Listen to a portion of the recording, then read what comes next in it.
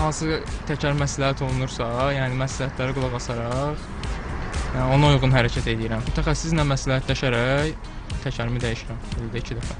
Sosial şəbəkələrdə belə təkərlər var ki, nömrələri dəyişdirilir, yenisi kimi satılır. Yəni köhnə təkərlər. Qorxmursunuz ki, qarşınıza çıxa bilər?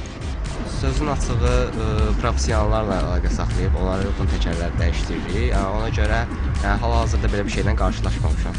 İldə neçə dəfə təkər dəyişirsiniz? İldə yox, 2 ildən, 3 ildən bir dəyişir. Yəqin ki, 4 fəsildir. Bəli, 4 fəsildir. Hər təkərin üzərində belə istehsalat tarixi qeyd olunur ki, bu tarixə əsasən təkərin neçənci ilə aid olduğunu bilmək olur. Ancaq təəssüflər olsun ki, son zamanlar sosial şəbəkələr və elan saytlarında saxta şinlərin satışı həyata keçirilir. Belə ki, elanlarda satışa çıxarılan təkərlərin üzərində rəqəmlər həqiqəti əks etdirmir. Xüsusi üsullarla köhnə şinlərin üzərində istehsalat tarixini dəyişdirib satırlar. Nəzərə alsaq ki, vaxtı keçmiş rezin daxildən çürüməyə başlayır, bu da ciddi qəzalara yol açır. Təkərlərin üstündə illəri qeyd olunur, 4 rəqəmli olur. Birinci 2 rəqəm həftəyə aid olur, sondakı 2 rəqəm də illərə. Məsəl üçün 4-cü həftə 2026-cı il.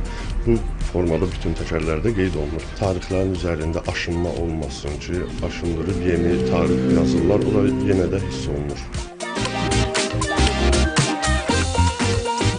Bəs belə hallarla qarşılaşmamaq üçün hansı məqamlar nəzərə almalı və doğru təkər seçimi necə olmalıdır?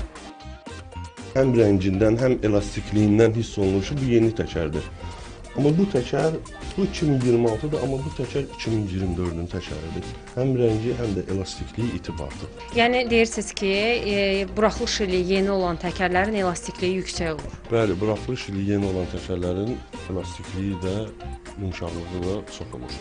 Bir sözlə təkər alarkən istehsal tarixinə və keyfiyyətinə xüsusi diqqət etmək tövsiyə olunur.